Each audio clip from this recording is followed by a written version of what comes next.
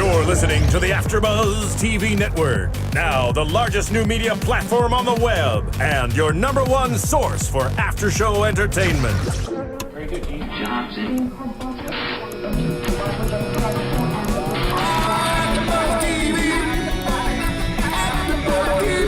From Los Angeles, California, and Maria Menounos, and streaming live thanks to Akamai Technologies, this is AfterBuzz TV Spotlight On. Spotlight On is a long-form interview series featuring actors and TV personalities. And now, from the world's #1 TV after-show platform, this is AfterBuzz TV Spotlight On. And this is Colors of the USA, which is Doreen Taylor, who is our special guest today. It is her brand new hit single. Hey guys, this is AfterBuzz TV Spotlight On. I'm Chloe West, and I am so excited to welcome Doreen Taylor. Oh, thank you. Hi, Chloe. How are you? Good. How are you? Good. I'm happy to be here in LA, chatting it up with you today. Awesome. Well, we're excited to talk about this song and your album. So tell us about Colors of the USA. You wrote it specifically for the, I want to get all this right, the National Parks Conservation Association. That's right. Yes. A lot of people don't get that right. That's very It's good. important. First time It's out. a very specific organization, Yes, and they do a lot for our national parks. So They do. how did they find you? We kind of found each other. It was a really weird thing where I was doing an interview. It was a call-in interview. I happened to be in Buffalo, New York, doing a little mini media tour, and we were promoting, I forget, my previous album, and I did this interview on Big Blend Radio or magazine, and it was one of these littler things that I had done, and they contacted me after the fact. While we were talking, it came up that I'm a big proponent of saving green space and honoring history. And I don't know how that all came up because I think they were fans of it. So it kind of was like segued into that. And while we were talking, they just kind of like made a mental note and then hit up my PR firm after and said, can we speak to her like one-on-one? And that's the first time that's ever happened. And the only time that's ever happened since. I mean, maybe you'll do it now, like after, because yeah, you're going to love me so much. But but honestly, I said, well, you know what? It's so like different. Of course, I got to see what they're going to do. It piqued my interest. So Absolutely. we did this hour call. They said, we'd like to introduce you to a friend of ours. I said, sure. Okay, any friend of yours is a friend of mine. And it happened to be this person who is a higher up over at the NPCA, which is the National Parks Conservation Association. I'm on this conference call without my manager, without anyone on it, in my sweats at home, talking, and I had no idea. It was one of those things where I think it was charming to them because it wasn't professional. I kind of was just very refreshing to them. And we So started cool. talking. They heard my music. They were big fans right off the bat.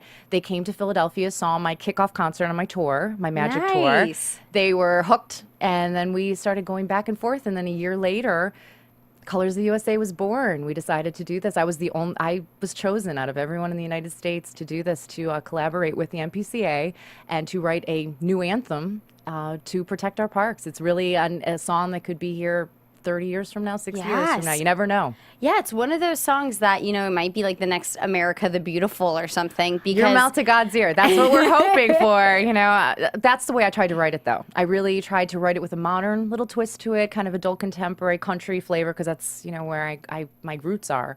But I really wanted to make something that could withstand the test of time, something that could reach somebody today and make sense 30 years from now. Absolutely. So it's not like anything that could be trendy or something that where it really can't. It's classic. It's a classic kind of song. I think we hear that too, but how much input did they have in the writing of it? Because I imagine that they were checking everything the whole time. You would have thought that, honestly, because they came in and they picked me. So already they had kind of given me their nod of approval. So they already knew what they were getting. They heard my other music. They heard my album Magic before. So they knew I wasn't a very controversial person. They weren't going to get any expletive swear words coming out. Maybe I should have thrown one in just in case. About whales or something. Yeah, see if they were paying attention. But no, I just, the only time they ever wanted to see anything, we kind of agreed, since I'm a musician and I'm an artist, creatively, I should have creative content. So however the melody were to go, or the orchestration, the strings, anything like that. I didn't really want too many cooks to ruin the recipe, Absolutely. kind of, so to speak.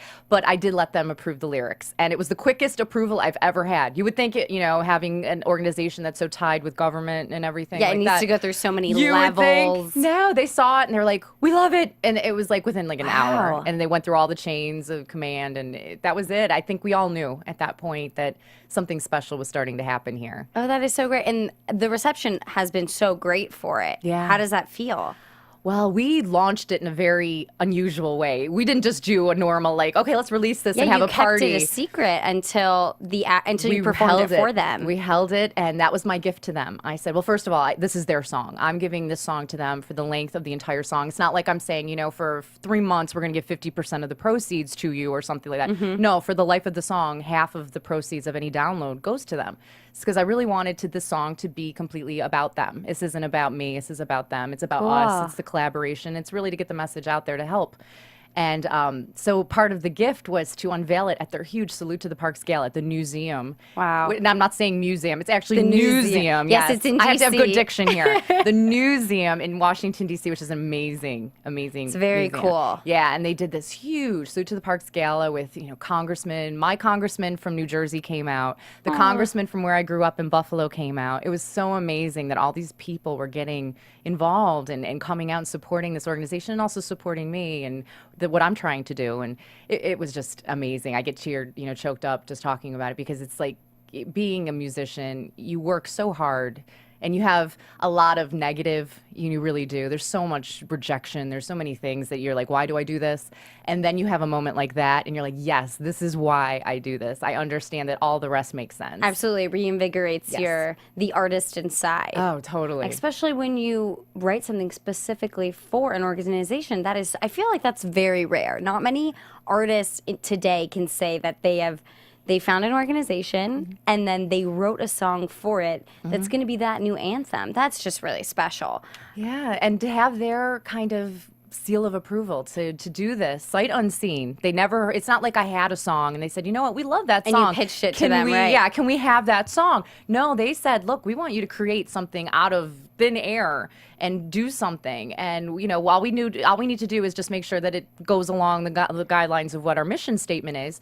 And that was all. And they Was kind of it let me harder go. to write a song that way, or like other than the songs on your album? Because I can imagine when you're writing for an album, it's just any life experience that's hit you, and I imagine musicians are constantly journaling. I'm very random. Just scribbling in a journal. But then when it comes to writing for an organization and a national organization, that the pressure might just be a little too much. It's, you could definitely succumb to the pressure. You could sit there and say, wow. Because if you really let it sink in and realize what the magnitude of something this big potentially could be, and already it is, and it's growing and growing every day. And 4th of July is coming, so I'm sure it's only going to keep growing. Yes, and we have Memorial Day, all of those things Yeah. coming, and really, it's one of these songs that you could think anytime. You really, it's one of those songs that you hear. It could be winter. It does, Oh yeah, choirs all over America, and like all of the children's choirs will be singing this, and it'll true. be the new song because everyone will be like, "Oh, we've sang America the Beautiful a million times now," and oh my gosh, there's this new song that we there can are very sing. few. When you think of that, when you think of really national anthems or songs that are associated as patriotic songs, how many can you think of? I mean, you have Lee Greenwood for God Bless the USA. Yes, that one. I think that's about the last one that I've ever heard come out. Yeah, no, I think there's three. There's the national anthem. There's America the Beautiful, and Which then were written, God Bless the a USA, long and time now ago. Yeah. Colors of the USA. Yeah. So very cool. And I'm really the female. All the other songs, I believe, I don't want to say that somebody will write letters or something, but I don't think any of them were ever written by a female. No, they weren't. So I'm the first real female representing the female population. That's amazing. Represent. There you go, please. going out there and really Yes. just saying, this is a female perspective. And, going back to what you said, the hardest part was there's 401 national parks. A lot of people don't know that. They think of a national park, they think of Yosemite, they think The of big ones, Yellowstone, yeah. they think of natural. And then you also have to realize, well, Alcatraz, the Liberty Bell, all these like man-made things are also, historic national parks. Very cool. So you have to say, well, how do you include that in there? Because you can write this beautiful song about the majesty of all these natural things in this world, but how do you really incorporate all? Alcatraz. How do you incorporate a jail? Believe me, that was the hardest thing. So I kept going around and around in my head, and I just kept thinking, well, when I was a child, I was one of those children that actually went to the parks. My father didn't fly on an airplane. He still has not ever flown on a commercial jet or any kind of airplane to this day. Wow. And I said, I'm not, it's been a while. So So we would go in a car trip, and I grew up in Buffalo, New York. So we would pile in a car. He was a teacher, so we would have 2 breaks. We'd have an Easter break, and then we'd have a summer break. And it was like, one was a smaller trip, and then the summer would obviously be a longer trip. And we would drive across the country, and I had a little passport for the national parks. Aww. And I was this little kid, and I was so really cute because there's a lot of pictures of me doing it, and I was so proud of that little thing. I felt like a little world traveler because I'm going across in the car, and we would stop at park after park after park, and I would get it stamped, and I'd show everyone at school, when I would go back to school after the break. And I was just proud of it because it was something that was special. It was something my family had done. At the time, it was probably hell on earth, let me tell you. Right. Being with my brother in the backseat of a car for playing hours. the alphabet game over we would and over stay at these again. roach motels. We didn't stay in like 4-star suites or anything like that. No, we stayed. We have stories. Like my mom one time was so grossed out by like where we were. She slept in the car. It was like, Oh, that's hilarious. so there's a lot of these amazing things that I look back and they're wonderful stories. I laugh and I'll tell my my future generations the same story, like That's my grandkids. great. I didn't know that the national parks had a passport system. I think that's so cute. They did. That's really And we just cool. found it. It was so funny. My mom had packed away. I've obviously moved on and traveled and done all these things. She kept it at home, and when she was going to the gala, she cleaned out my old room. Oh my gosh, and she found it? She found it. Did you bring it to the gala? She brought it with her. Oh, good. Oh, I love that. That was really sweet. So when we were deciding, what are we going to write here? What am I going to do? How am I going to write this? I decided to write it like I was a child. Yeah, What well- did it mean to me? Yeah, and I mean, that's sort of meant to be a little bit because as a child, I didn't travel the national parks like that. And that's really special that they, and the happenstance found someone who was passionate about it, Yeah. who was a musician, who could write a song that would be really true. good for it, and that had the experience of it. That's pretty amazing. There's a lot of things in this whole recipe that have seemed to be very happy coincidences, Yeah. maybe not so coincidental if you really think about it. But like we did the huge East Coast release party. We did it in Philadelphia. I actually chose to record the song in Philadelphia because of the historic, amazing just tradition and just the history, Absolutely. the rich tapestry of that area. So I decided to pick that city to record the song. So Very when we had the cool. release party, we decided to do it in Philadelphia, and it was a great event. We sold it out. I just randomly picked a date because I said, oh, it'll line up with my trip to LA and the West Coast release party because I'm out here doing that now. And I said, what date do I pick? So we pick April 22nd. It's Earth Day. Had no idea. Absolutely no idea. It was a Tuesday night. I never do anything on a Tuesday night. It was just like, yeah, that date sounds really good to me. That's great. So these are these little happy things that I just kind of say, I think this is meant to be. I think this is why I'm here on this planet right Yeah. now. So Well, and I want to kind of I want to talk about your beginning in music, really, Sure. because it's so interesting. Yeah. You majored and got a master's in opera. yes.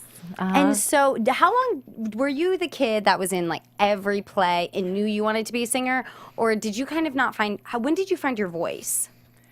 I always loved to sing, and when I was by myself, I would do it all the time. I would just, I would love toys that made noise, any kind of toy that, a little, piano or kind of thing, or a little xylophone. I was always the kid that would go to that toy before I would go to a Barbie doll. I wanted to create noise. My parents probably hated me for that, but I thought, oh, I love to create something. I'm creating something out of Barbie doll. You play, you dress it up. I love to do fashion and all that too. Don't get me wrong, but I wanted to create, and so from birth, I really think I've always had something in me. I always could pick up an instrument and be able to play it. I'm self-taught on the Wow. piano. On the song you heard, Colors of the USA, there's an amazing, beautiful acoustic piano part in the whole thing. That's me playing. And a lot you're of people don't know that. self-taught? Self-taught. You're like Jimi Hendrix over here.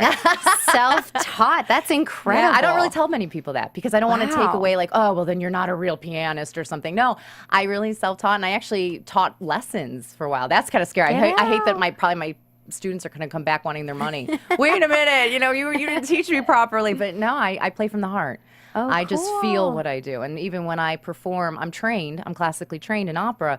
But when I really sing, I feel. I don't just listen. I hate to listen to myself because that's where you fall into a trap. When you want to hear yourself and you become like kind of, I don't know, egocentric about, oh, I sound so good. And you miss doing a lot of the things because it's, there's a delay. By the time the sound reaches your ear after you've sung it, you're not going to have time to like make little adjustments. You're not going to be able to do things. You're too in your head. I definitely sing by feel. I can remember something. If I sing it properly, I can sing it the same exact way. I could go deaf tomorrow and I could still sing and be in tune because I do it by feel. Right. Oh wow, that is so cool. And I do that with my instruments too. When I play and I pick up an instrument, I just kind of know how to do it because it feels right. It's just you feel. It's like driving somewhere and you just kind of know the direction to go in. You just have that sixth sense to go down that road, and that's the road you got to go home to. It's the same thing with me. It's like the sixth sense. So why did you want to major in opera? what was the so you went from playing all these fun like instruments and teaching yourself and then being like, I'm really good, I'm gonna be an opera singer. Here's the problem with music, and we're gonna get into like whole side story here. Like we'd have a whole story about this, but the problem with music is that when you have a lot of talent. Like I have a 3.5 octave range. My goodness. It's really huge. It's like Mariah Carey Yeah, kind of range. seriously. So when they hear that and they hear that you can do that style, they automatically They're recruiting you. put you classically. Because when you think of right now, maybe some universities are starting to do this, but really they're not doing it on a whole global scale. There's no really degree in country music. There's no rock and roll degree at an accredited university where you can actually get a good. It's a hard knocks degree. So if you really want to learn music and you really want to specialize and know what you're doing, because when I write, I want to know what I'm doing. I want to be able to sing today. I want to sing when I'm 60. I don't want to burn out. I want to sing properly. So if I want to learn how to do that, where am I going to go? I have to go to classical. So I did it, and I was quite successful at it. I toured. I did a lot of opera companies throughout the United Broadway States. as well? I crossed over to Broadway, did Christine and Phantom of the Opera in a national tour. So these are not like small things. These are amazing things, but I never felt like it was home. I never felt like I was always playing another person. I was always playing a character. And I felt, well, I have something to say. I know that I have these songs inside of me that I'm creating. How come I can't get those out there? Right. You know? And then is that how you found the country music scene to really be able to do that? Yeah, because people say, well, how do you go from opera to country? And I'm like, well, I always grew up. I liked that kind of I liked every kind of music. I was a Tool fan. I was Alice in Chains. I was hardcore. I liked everything. I hear a little bit of that rock influence in this album. I do. I love rock and roll. I would love to go all the way. I just don't know if my fans would necessarily buy into that. So I have to keep it sort of. It's hard for us blondes to be taken seriously in the hardcore scene. Yeah, and especially since I do sing sort of legit, it's kind of hard to cross completely over to screaming all the time. I could probably do it, but I don't want to do it. Right. It's that mental block of like, that I'm not supposed to sing like that. Right. And I feel like, my teachers somehow, would just find me and they would just like hit me over the head with something and say, what did you do? They would show up at your show. They would. They would throw things at me and stuff or pull out the plugs and say, no more. But I think now I'm doing my own sound. I don't really think I sound like anything. I mean, it sounds really crazy to say that. Like, you couldn't put me on a shelf and say, yes, you are completely country, or yes, you're completely adult contemporary, you're completely rock. I'm everything. I agree with that, because one of the questions I was going to ask you when I was prepping for this interview was like, who are your influences? Everyone. Because I'm like, in one song, I'm like, oh, that kind of sounds like Shania, and then I'm like, no, but I'm getting some Bon Jovi in this there one, you go. and I'm like, but it's really cool. I really agree with that. I think that this album Magic and your sound is kind of something that's, it's this nice melting pot of, I think, what your influences are and then what's happening in music today and your own voice and what you're bringing to it. Because, I'm listening to the album and I'm like, who does she sound like? Well, it changes every song. It's got a nice, because we wanted to do that. I wanted to provide, like when we were producing Magic, and we have these 10 songs, really 11, because we do a really awesome cover of Summertime. I can't take credit for writing that song. Unfortunately, I wish I could, but Gershwin did that one before me. But we did definitely put like a Doreen Taylor spin on it. It's definitely a way, because that song's been covered so many times. But not in a country way, I don't think. It's never been done this way. I mean, when we sat there, we said, how are we going to do this? It's never been done before. Like 30-something, I forget how many times, like thousands and thousands of times. It has the Guinness Book of World Records, I think, for being the most covered song. I would believe that, because I can name 5 right off the top of my head. Right off the bat. But not in a country way. I feel like not many country singers record the cover of it, at least. We did it. We said, well, what can we do? So we tried to do it in like almost a very bluesy country, like New Orleans funeral kind of way. When we start off and we're like, well, let's put some horns in this. Let's actually do some things that maybe country musicians would be afraid to do. But me, I'm fearless. I don't care if people are judging me. I'm just doing this. I'm an artist. I think that music, when you start to make music fit into a box, you're no longer creating art, you're creating a product. And you have to always be smart that you have to create a product because you want it to sell. But at the same time, you don't want to sell out yourself to sell. Exactly. Do you know what I mean? Well, and I think the fans recognize that as well. And the fans can come to, the fans really see where the music is and where the heart is. And they gravitate to that because, I mean, I think Taylor Swift is a perfect example.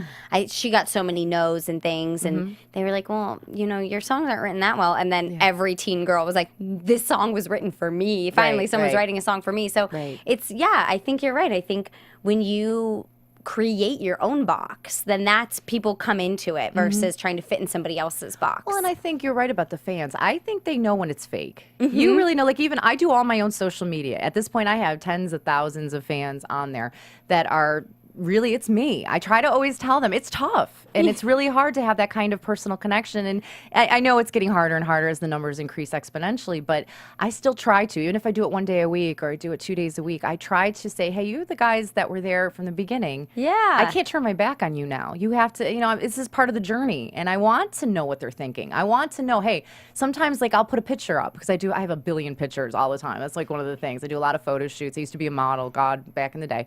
And so, you know, I like to put those up, and sometimes people will say, well, I really like this picture, but I really like this kind of look better. And I actually listen to those things. Sometimes people are just idiots, but, you know, sometimes they're very helpful, and, you know, you have to weed out the ones. And, you know, it's been a learning experience for me because I actually listen, and I kind of will guide my career in different ways because I know that's what they also want. Yeah, and I think that's what makes social media so special is that fan interaction. Right, and so many artists don't do it. They'll hire a firm and they'll say, "Here, pretend you're me." Right, but I think they know. I have friends who work at those firms. No. So those are real firms. Yes, she's not making that true. up. It's true. But you know, like if you like, I really believe if you ask someone a question, it's like fan mail, because that's what fan mail is now. They post a question. They're not writing you a snail mail, thing anymore. I say email, oops. No, snail mail letter. They're not doing that anymore. They're going to post something on there. And I really think if they take the time to be respectful to you and ask you a real legitimate question, you should take the time to answer. Yeah, There's always totally some agree. time in the day. I know I'm busy. I don't sleep very often. You can probably see the bags. I'm always go. But at the same time, I think there's always a minute or two that you can take to give time to a fan or someone that actually gives a crap about you. Yeah, I love it. I love that you're passionate about the fan interaction.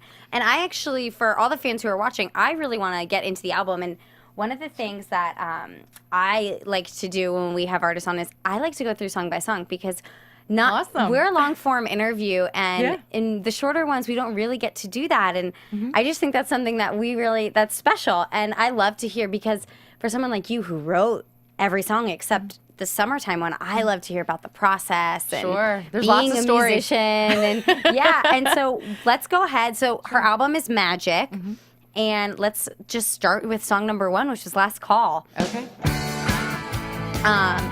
So this one, as soon as it starts, you hear it and you're like, oh, this song's gonna play in a bar, and it's about a bar, and I love it. And it's that good old like country drinking song. And I mean, the title is obviously like tells you what it's about, but what was it like writing this one? Was this just like, you're like, where in the process was this song? Because this song is so fun. It's like either I feel like it was the first one, or you wrote a bunch of ballads that were sad and you're like, I want to write a fun song.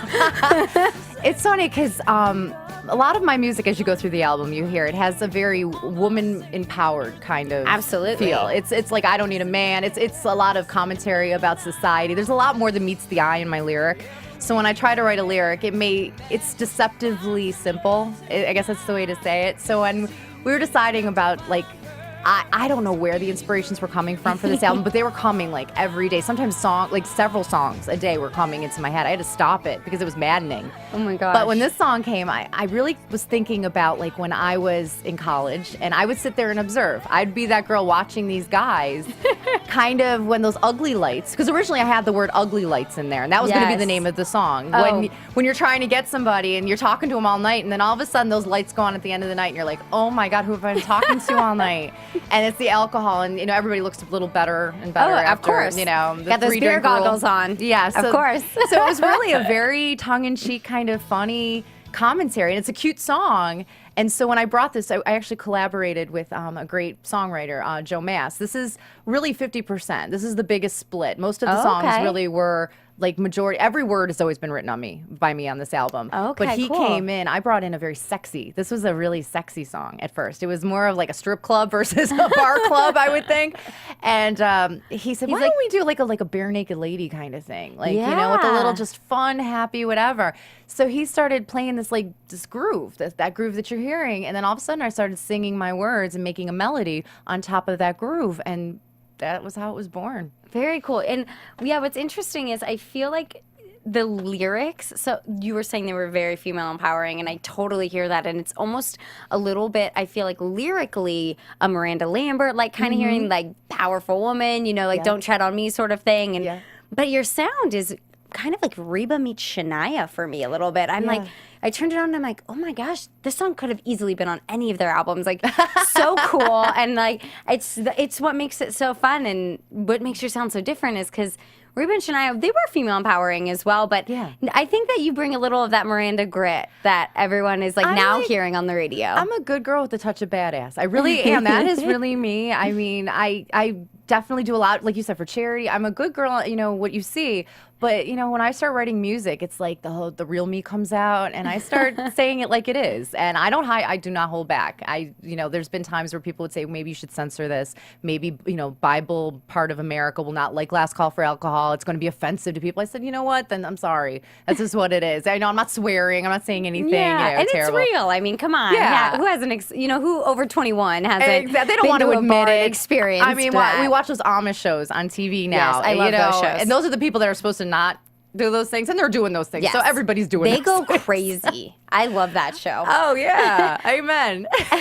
And now, what I think is interesting about this album is that it's titled Magic, but you don't have a song just titled Magic. No. But the next song is called Music's My Magic. Yes. And is that sort of where the title is coming from? Yes, that's the Playing title off of track. That's really the most biographical, where I'm really talking about myself, how the music was my savior as a child. And when I would write music, I was very bullied growing up, and I was always different because, we're talking about having this talent. A lot of kids, when you're different, they would single you out and you wouldn't be so popular. You would be like an outcast because I was like one of those Goonies, I was like one of those kids that I had a special gift, and I just didn't know really what it was at the time. I just knew when I would write music, I was special. And I felt like that was the thing that I would disappear into this wonderful little world. Oh, cool. And so the song is it sounds so happy and bubbly and pretty, but at the same time, it's a very sad song because it's more about using the music and using the words to kind of transcend into like a fairy tale land. And that was my fairy tale. I was writing music and doing that when I was a child. Because I wrote when I was just, single digits. I was always writing. People would never hear it, but it was just for me. So did you have the inspiration for this song, way before you wrote this album? Because you've had 3 albums previously. This is your debut country album. But, this one I could almost, I could see the tinklings of this maybe like being before, and then this album kind of finding its home a little bit. The other albums that I had done, I was, again, doing either cover songs or I was doing songs that other people had written. And I was putting my vocal stamp on them because I was performing them, but I didn't have anything to do with the songwriting process. This album, I finally sat down and said, these are my songs, these are my words, these are my melodies, these are my, so like this, where I came out and I had this beautiful melody and then I had these amazing words that came together. And yes, this song, although I didn't write it down, it's been with me for my entire life because it's really my story. Yeah, and I think that's why art is so important in schools too, to say the VH1 Save the Music Foundation, which is very important, is for kids who do have this artistic ability, that is sort of their safe haven. That's where they go to play and where they go to create. And So that There's song nothing is really... wrong with being different. And a lot of times I think we lose sight of that. Everybody wants to be a little, carbon copy of each other and wear the same clothes and have the same hair. And no, you know what? I think we need to embrace the individuality because that's what makes us all beautiful. Absolutely. And there's actually a song that's coming up later in the album all about that. A nice little segue. Well, the next song has a killer music video. Yeah. So the next song is Judgment Day. And this music video is really intense and it's like a mini movie. It's epic. That's the best word I can come up with. Yeah. It's definitely an epic mini movie, and we shot it here in Los Angeles, and we flew out. You can actually see the skyline in the back. We actually blow up part of LA, which maybe some people are like, yay. You wouldn't be the first to do it in a music video or movie. But I like what we did with this song because, again, this is a very doomsday kind of message. It's Judgment Day. So you're thinking about, okay, we'll just blow it up and it's all, you're preaching and you're sitting on your pulpit kind of, doing that. It's really not about that. When I sat down, it's a funny story how I wrote this song. They had a commercial. It was coming up to be the Mayan. They kept talking about 2012. 2012. They were Yes. talking about the Mayan calendar coming. And they had a commercial for an insurance company, a little archaically drawn little cartoon. And they were saying about how the world is going to end and the gravity is going to cease to exist. We're all going to float up and explode into the atmosphere. That was a commercial that For I an had. insurance company? I think it was an insurance please buy company. our It's never insurance. too late. Yes, they were trying to little scare tactic. I don't know how that worked. It was the only time I ever saw it, by the way. I think they pulled that one. But I laughed and laughed. I thought it was just a joke at first, but it was daytime TV, so I'm like, this really isn't Saturday Night Live or something.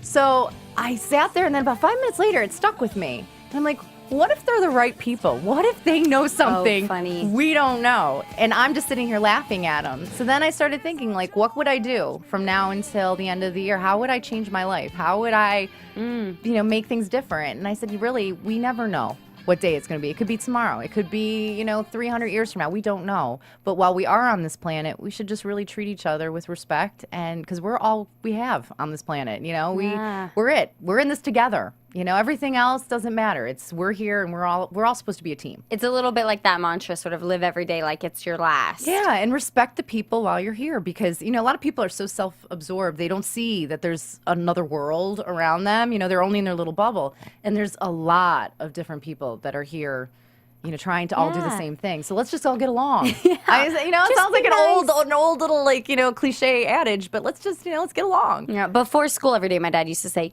"Be nice." Yeah, that was his little thing, was just be nice. Open because the door for somebody. Yeah. Hold it. If you see somebody coming, hold the door for somebody. That's all it takes. You're in country music when you say hold the door. I'm from Virginia, and I am used to people holding those doors. When you come to LA, you're and like, I'm one of the people, if they don't, I'll let them know. Oh. I said someday I'm going to be on some channel. They'll be on the news, girl gets shot because she has a big mouth kind of thing. But it's true. I will say I won't do it in a mean way. I'll just say, thank you. Oh, the sass. And they either You bring know the or they sass. don't, but I figure it makes me feel better. Yeah.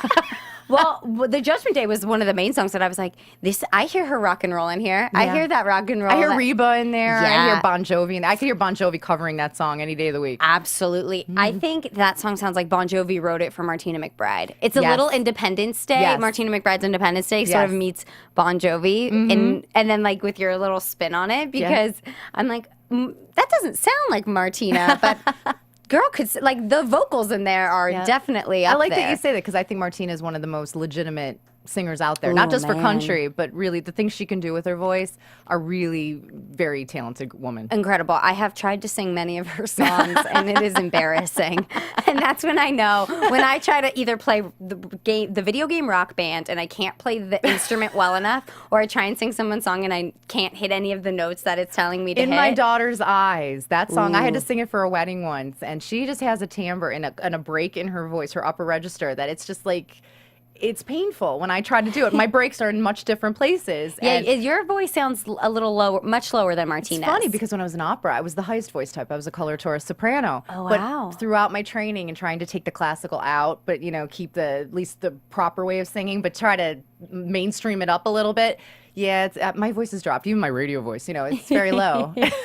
That's really interesting. That going from one genre to another. I think we all change. I mean, I just think throughout time, that's why, certain singers shouldn't sing before a certain age. You should wait till you mature. There's definitely a lot behind that because we're never done. We're always changing. Our body type, every 7 years we regenerate. And I really believe a lot of, my voice is definitely deepened as I've gotten, older. I hate using that word, but as I've aged gracefully. Aged gracefully, yes. I've definitely, my voice has changed.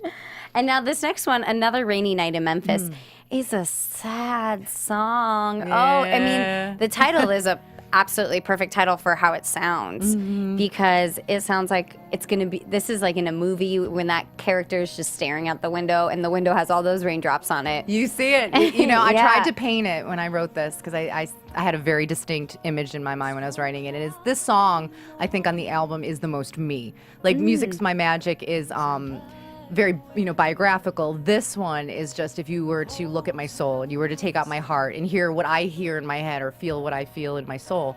I think that's music's purpose as well, is really to put, sound to emotions. Well, this song was very hard for me to write. People ask, certain songs are easier, like, Last Call for Alcohol is funny, of course, you got to get it out there and you have a chuckle. This one, especially when I perform it live, when I do my show and I actually perform it on stage, it's hard to get through it without breaking up. Even when I talk about it now, it's just so emotional to me that I well up, and I think it translates to the audience. This is usually the most popular song in the whole show because I just go out there, it's me. I'm bearing every piece of vocal I can, every bit of my soul, and I just lay it out on the stage for them to eat it up. And it's just an amazing. I think it's my favorite on the album. Yeah, I hear a little bit. I am a big theater nerd, so I hear a little bit of that theater influence in there with that, like, just you feel your passion for it. I tried to make this song more about emotion rather than just a song. I tried to paint feelings, paint, the experience, but like how you saw the rain on the window trickling down. Yeah, absolutely. I tried to be, like, you don't even need to say it. I tried to create it in the music. So sometimes you don't have to say things. You can just hear it and feel it. Like in a soundtrack of a movie, you see a character doing something and it's, it's an ordinary kind of scene. And then all of a sudden they add this amazing, like that kind of song underneath it. They're just brushing their teeth and you're crying. Yeah, you make an ordinary action extraordinary. And that's how I tried to do with this song. I tried to just take it to a level that really was hard for me because it was really taking it and kicking it up a notch and really bearing my soul for other people to judge. And so when in the writing process of the entire album, did this song come more towards the beginning, or did you feel like the album needed a song like this and you really had to force yourself to write it? I'm the queen of ballads. I had to force myself not to write a whole album of ballads. I love, like, I could be like Celine Dion's daughter. I really could be. That's just, I feel that way. And I had to fight it and really just go with more of a rock groove and stuff like that. Because I love that kind of music when I'm driving in the car. I don't want to hear ballads, I want to hear something pumping. And so I had to resist the temptation to write ballad after ballad. So this song was very early on. This song was definitely, I knew what I wanted to write. I just had to put it all together into a song that had so much power. And how many songs did you have written and recorded before you narrow it down to, albums really really nowadays only consist of 12 to 14 songs. So I imagine you probably had like 30 or 40. I did. That was the sole purpose of coming in. I had all these songs. I had hundreds. I still have hundreds of songs in my head. And I went to my manager and I said, I can't die with these songs in my head. I really can't. I mean, at first I said, I just want to get them down. What if I have grandkids someday? And I don't want to, they're here. They're in me. Let me get them out. Cathartic, kind of get these things out. So he agreed. He's like, let's just go in. Let's find a team of people. We'll start recording. We'll start doing this. So it wasn't like this kind of thing where you think of, oh, we're going to create this product. We're going to sell millions and millions of copies and we're going to make a huge profit. We didn't do it that way. We really just created art to kind of just get it out. And then I think we all looked at each other when I started writing. I started writing the first song, which was Heartbeat, which is coming. We all kind of looked at each other and said, wow, there's something special. So all the songs I came in with, really Heartbeat was the only one I wrote like a few days prior to meeting with all these people. I wrote the whole album. Magic was written for Magic. As soon as I sat there with this group of people, I said, you know what? I'm writing all new music. Oh, wow. So I never recorded. All the songs I went in to record, they're still up here. So I think I need to go back. I'm just saying. Oh my gosh. You definitely have to. I was so, I joke with people, I felt possessed. There were days like I go to my manager. I said, "Yeah, I wrote another song." And he's like, "You just wrote one yesterday." I'm like, "I'm not kidding." And you think, "Oh, they sound like crap," but no, they were all keepers. They all ended up on the album. That's incredible. I think I had one that I wrote that I said, "You know what? I'll save it for the next one." Wow. And so I stopped. I actually saved one. So there's one coming. Would you ever write music for another artist? Now that, because it seems like songs come to you so easily. A lot of people ask me that. And I have a hard time because when I write a song, it's really like giving birth to a child. Yeah. It's really like I nurture that child, I raise it, it's part of me. So when I write it, it's kind of like, it's very hard. It's like kind of seeing your little daughter get married. It's very gosh. hard to give it away. And so, and a lot of times when I do write music, my vocal parts are very complicated. They're difficult because of my 3.5 octave range. Right. I try to show those things off because I figure, hey, that's, the money notes. So you stick them in there. And, I always worry that those songs I write, they're good because I do that. I'm not sure there's many singers out there, though, that maybe could. Or they wouldn't want to sing. Like Rainy Night in Memphis, that's a very hard song to sing. It's hard for me even to sing it live sometimes. And I wrote it for me. I always think that's interesting because Sia has a song out right now called Chandelier, and Kat Perkins performed it last night on The Voice, and Kat's voice is great.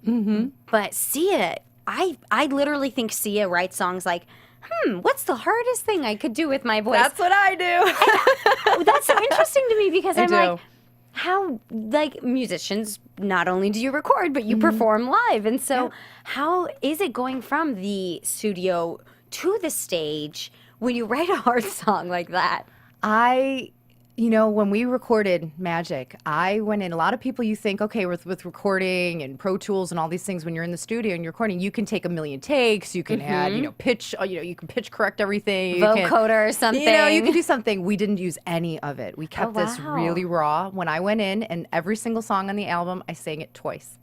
That's it? From beginning to end. I sang through the song as though they were performances. I sang the beginning to the end of the song, and then they just picked.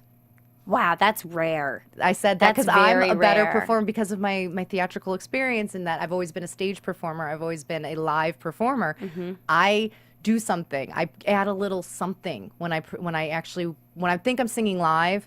There's always that adrenaline. There's always that little something. When I'm in a studio, it's kind of relaxed. The lights are off. You're kind of by yourself in this little, with these things on, and you're in this little space, and so you have a tendency to kind of, you're in sweats. You're kind of dropping your feeling. You're just thinking, okay, well, I can do it again. So I never went in with the mentality like, I can do this again. I went in as though it was my last take ever. It was a live performance on stage, and we were able to get a lot of the same kind of live experience. And then when I do my show live now, I even take it to a new level. It's like we've added so much special effects, so many, like there's a video interaction. It paints a story because this is my life. So we actually made it like a little mini Vegas kind of show that actually has a story, has a beginning, has an end, and it's quite exciting, I must say. Very cool. I love that idea that going into a show that you could bring your theatrical background and like, I want to make a whole story. Like, I'm going to make my live show more than just me singing songs on the stage. I used to be afraid of having the theatrical background. I used to say, well, I don't want to tell people I did opera because they're going to think I can't sing. I'm going to sound classical. They're going to predetermine. As soon as they hear classical, I'm going to come out singing like, huge vibrato and all this stuff. Which I wouldn't mind, to be honest. It would be pretty this cool. day and age, I would actually be a nice change of pace. But I didn't want to have that preconceived notion where people would be turned off because a lot of people don't like classical. So I tried to stay. I was trying to stay away from it. And then one day it hit me. I'm like, why? This is my history. This is who I am and why I'm doing what I do today. So why don't I maybe get rid of the negative parts of it, the things I didn't like about it, but why don't I embrace the things I did? Yeah, steal what you like and then bring yourself to it. And Very then, cool. I was a co-creator of our show that we actually do. Like, I was part of designing the entire show that we toured across the country with. Very cool. And so the next song we have on your album is KISS or KISS. Yes. That's what that spells, everyone. And so tell me about this song. Tell me what it was like writing this one. And is there also, I always wonder, when you make an album, do you put songs in specific order? Oh, yes. That was one of the hardest things. That actually took longer than writing a song. Really? Because this one comes after a very heavy song, and this is a little bit more upbeat. Yeah, I tried to really think of the listener. I wanted to have a listener. I didn't want to create a one-hit wonder kind of album. Like a lot of times with downloads and digital downloads, we lose like the Pink Floyd The Wall album, where it was a story. And I really said these were all written as a story. There is a definite kind of progression of woman empowerment, her journey along the way in the music industry. So I really wanted the listener to listen all the way through. So I said, well, how am I going to keep them to do that? So I really had to sit there and very methodical, put the songs in an order where I thought they would be like, hey, I want to hear what's next. Oh, I like that. That's different. What's next? And then by the time they realized it, they were at track 11 and, the album was done. And they were like, let's listen to it again. Yeah. So that was kind of the goal in it. Yeah, there's definitely, that's like psychological. That there's a real journey throughout the song cool. selection. I do feel like nowadays when it's all just about downloads and ringtones and things like that, people, you'll just download one song versus listening to a whole album not downloading a whole album even. Right. So that's really cool. And artists, they don't care. They'll put a little fluff on their album because they realize nobody's going out to buy the whole package anymore. They're just going to take a song. They're going to take a song. So I really wanted them to say, hey, you know what? I think I'm going to do the whole album. I kind of like that. And I like her vibe. So, and it's working. When I see the sales come in and I see like what we're doing, we're not doing a lot of individual. We're doing full. Oh, very which cool. Which is kind of nice to say, yeah. That's very cool, yeah. I think nowadays that's like a big accomplishment, a big deal. Like, oh, you sold that many singles. Well, I sold this many album. Like, this is a whole thing. Yeah. That's very cool. And now Heartbeat is next. Mm-hmm. And you were talking about Heartbeat a little bit earlier. Mm-hmm. Have you seen the video to this one? To Heartbeat, I haven't. Oh, very sexy. Oh, yeah. Okay. Well, we will definitely have to watch it. This was shot in the mountains of LA. It kind of, it was funny. It was 80 degrees down in the valley. And then I was driving up in my little 4-cylinder car that I had rented. And I barely made up the hill. I was like, oh my gosh. And the temperature gauge kept dropping and dropping and dropping. I'm like, my car's broken. It's dying. No, it really was getting that cold. And I had nothing, I was barely wearing anything in the video. You'll see. And I planned on it was 80 degrees, so I'm driving up there in shorts and a t-shirt, and then it gets up there and it's like 19 degrees, and then we shot overnight, so it was like 9 really degrees cold. And snow's on the ground, and it was ridiculous. And yeah, it was a very tough shoot. You watch it and you're thinking, I hate this girl. It's such an easy job. I want to be her. No, it was a very hard. I have to admit, it was a hard shoot. I mean, this song itself, I'm not surprised it's a sexy music video because I can hear it in the song. You're like, ooh, it's got your smoky voice in there. And it's like, yes, it's very like come hither sounding. Well, this is definitely a flip of like the 50 Shades of Grey. This is where the woman says, you know what? She's in power. She takes control. She does what the man has traditionally done to the woman and flipped it around on him. And it's kind of like it's her night and she's going to just use this guy. And she's going to do what she wants to do because she can and she's a woman. Yeah. And, we shot with, I don't know if you know the Zesty guy. He's the Zesty guy. Kraft Zesty guy. He was in all those, he's half dressed in all those, Oh, yes. Yes. He's in the video. He's my love interest. The guy? Yeah, nice. It's a little steamy. He was a little zesty. He was a little steamy before he was zesty in this video. Oh, my gosh. Yeah. Funny. Yeah. And that's great. It's hot. It's definitely hot. I recommend anyone to go watch it. Did you get to, when making the music video, did you get to pick I picked who him. your guy was going to be? Yeah, I picked That's nice. My director sent me over, like a dossier of a bunch of people. And I kind of went through and I was like, no, yes. And that was it. I said, get him. However you got to get him, just get him. And at the time, he wasn't zesty yet, so we were able to get him. And it was great because, it's weird because we were very much like a brother and sister when we went on. We were picking on each other the whole shoot. I'm like, he doesn't like me. And we were like picking on it. He was doing things to like punk me and stuff. And we never met. We met on the set for the first day. And, we had to pretend like we knew each other for, it looks like we're very, Was that ever awkward? Is that awkward? Because music videos are 3 to 4 minutes, and you have to get in, and you have to get out quick. Tell a whole story. No pun intended. Yeah, really though. Really.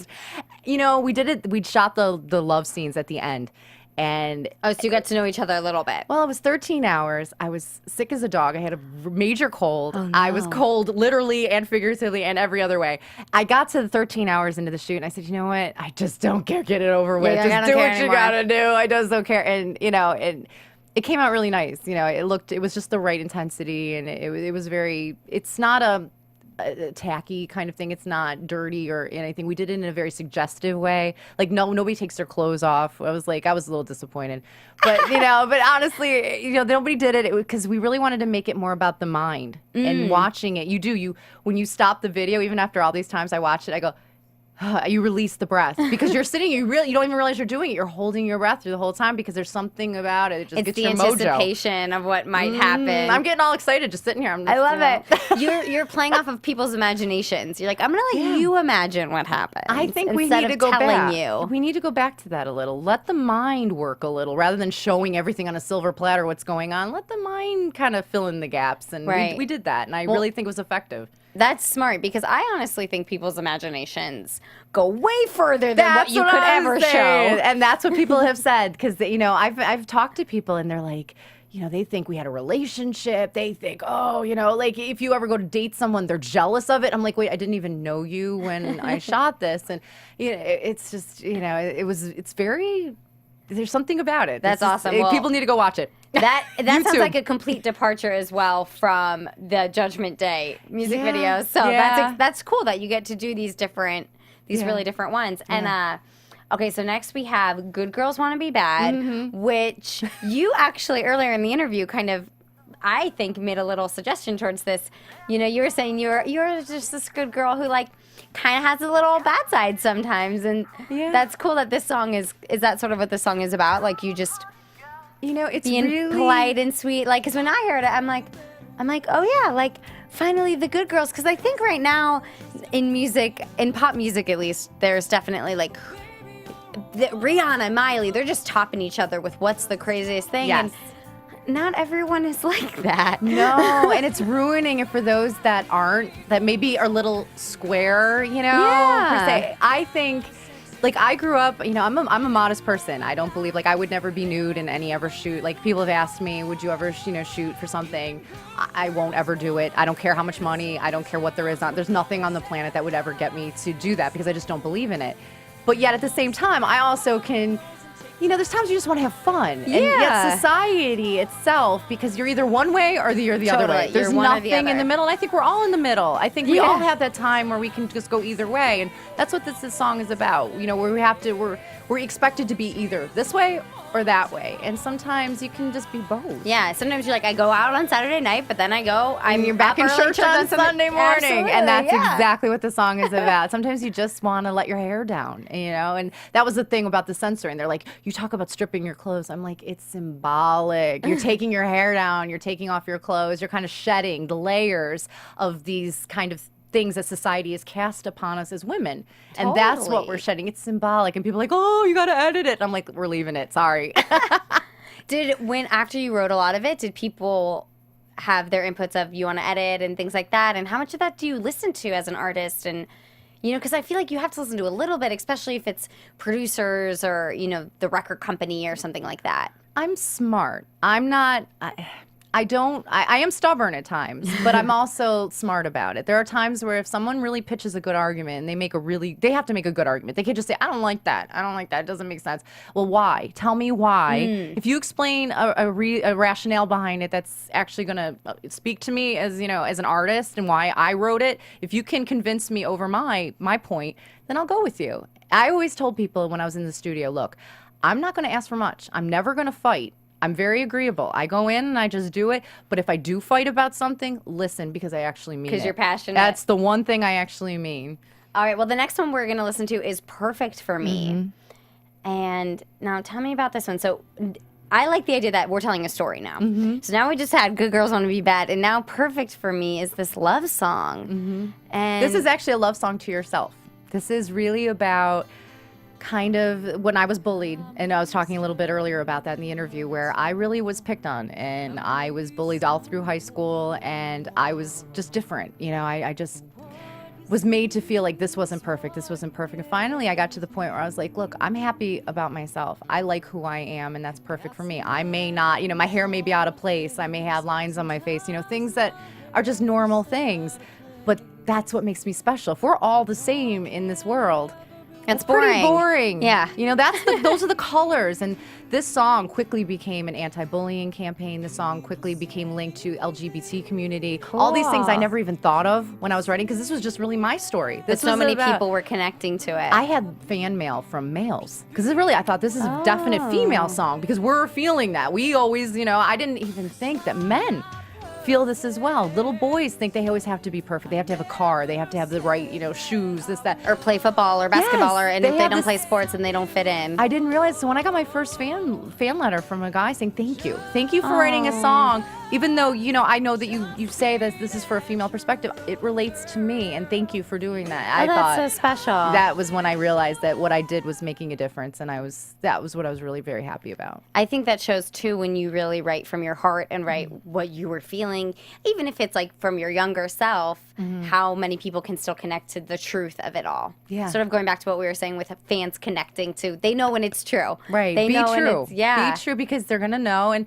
really, why do we want to be anybody we're not? You know, Yeah. we're born this way. This is what we are. I mean, to pretend, I was just talking about somebody, like a lot of artists, they create an image and then they have to maintain this image. And that's hard when you're not that person. Totally. So then something happens where they get caught. They're always going to get caught doing something because that's their Eventually. nature.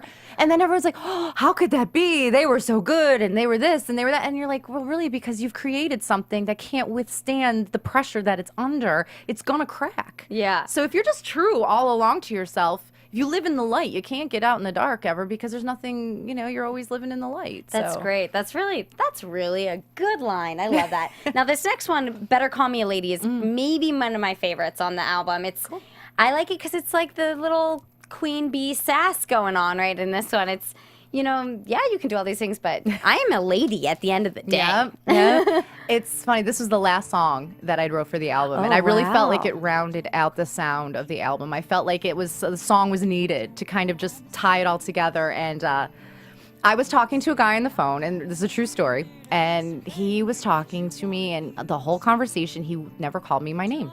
He kept calling me honey. Say and my name, baby say my and- name. And I'm thinking, you know, after a while of like, you know, 10 minutes of this, 20 minutes of this, I'm like, this guy doesn't know my name. I'm like, this is ridiculous. So finally, I just, you know, I called him out on it. I'm not shy. And I, you know, and I swear he like hemmed and hawed. And I think he had to go look it up on the computer or something. Facebooking it really And quickly. As soon as I hung up the phone, I said some nice words. And then I went and I started writing the song. I was doing it before Taylor Swift was doing it. I was writing those songs about guys before she did it. And I found it so funny. And I said, you know, I think I've earned somebody to actually know my name. I don't want to hear the cutie. Like, it still even bothers me when I go to a restaurant and they say honey or sweetie.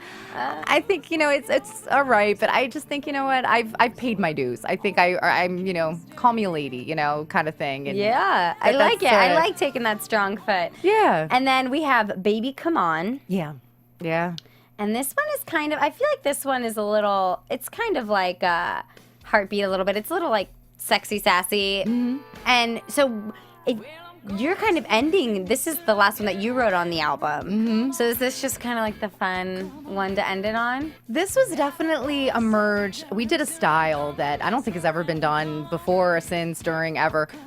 We took country and we fused it with funk, which like a kind of a Prince sound. A little which, bit, yeah. You know, we tried to get that, you know, funky kind of guitar going, you know, a little bit of a lap slide going. And we really tried to fuse these two genres that are never fused together.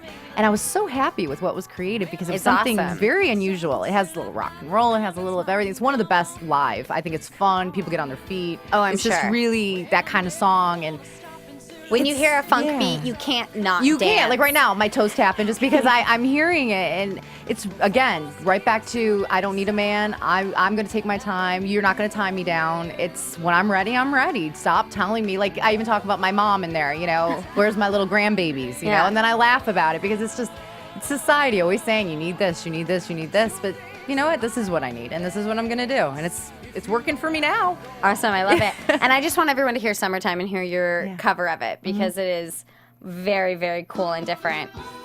And yeah, I definitely, when you said New Orleans, you hear hear it it as in soon there. as it starts. It's like elongated and almost like molasses. It's You can like see them bringing it walking through. down the street when they used to do those street funerals. I think they still maybe do. And I think they do. They walk through and they do those things where they have, you know, the drums that they walk and somebody's playing a horn and they make it like a celebration almost when they're walking through these streets. And it's a little creepy, but it's, you know, there's a lot of weird feelings that you can get from this. And I really was very happy with it because I was able to show my vocals, really the range to go. Like, I took this song and I did it in 2 different octaves. And I said, you know, I'm going to show the meat of my voice, the sexy, deeper quality. And then I'm just going to go up and do my, you know, my upper register and let people hear what that is. And Awesome. I was really happy, throwing some ornaments and do a lot of the fun things that I wasn't maybe Yeah. able to do on the other songs. Very cool. Well, it sounds amazing. And if any of you guys want to go and preview the album, you can find it on DoreenTaylorMusic.com. And it's also on iTunes. It's everywhere. And it's on everywhere. Spotify. I was listening to it on Spotify this morning. And so you guys can go check it out. You can buy it on iTunes. We're also on iTunes. So you guys can download the podcast and listen to it and rate us and give us 5 stars and leave your comments and comment on YouTube. And Doreen said it herself that she does all her own social media, so I'm sure Yeah. she will be like writing back to those comments, and you can Absolutely. tweet to her. And where can they find you on Twitter? Oh, I'm Doreen Taylor. That's easy. Easy. Yeah. And Facebook, I have 2 pages. I have a fan page and then I have a personal page. So I'm even doing double team. That's crazy. Dang. But yeah, I have one. It's Doreen Taylor Music. That's my personal, but you can also follow me on there. It's maxed out, but you can follow. And there's Doreen Taylor fan page. Oh, which very is, cool. They're both, I'm on both of them. I'm on the personal probably more because, that's like a little personal. But yeah, I have 2 websites. colorsoftheusa.org is where the new song is, the song for the parks is all about. You can read about it and read about everything. And there's links to everything. And then DoreenTaylorMusic.com. Very cool. And where will you be performing next? Where can we go see this show live? Well, we actually wrapped it up. We wrapped the 2013-14 Magic Tour. We wrapped up in January. We had sold out shows across the entire country. Awesome. Every single show across the country we sold out, which was an amazing feat for us. And so we are kind of taking the time off to promote the new song.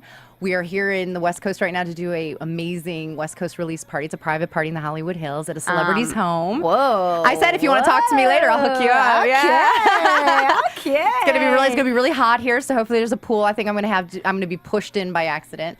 And TMZ, let them know. And it's just, I'm going to be doing a lot for the song. You're going to see a lot with the centennial coming of the national parks. There's going to be a lot of performances, and I'm becoming their little spokesperson. So cool. Well, everyone stay tuned to go follow her on Twitter at Doreen Taylor, and that way we'll know when you'll be performing, and we can come and see you then, and I'm sure she'll be posting about it. You guys can follow me at Chloe WestX. We are here at AfterBuzzTV.com, and thank you so much for coming in and talking about your album and Colors of the USA. This was so fun. Thank you. I really love the fact that you took the time to go through my music, and that's really very cool. Of course. Well, thanks so much, guys. We will see you next time.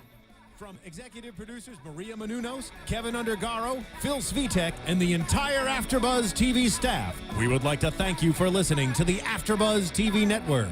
To watch or listen to other after shows and post comments or questions, be sure to visit AfterBuzzTV.com. I'm Sir Richard Wentworth, and this has been a presentation of AfterBuzz TV. Buzz you later. The views expressed herein are those of the hosts only and do not necessarily reflect the views of AfterBuzz TV or its owners or principals.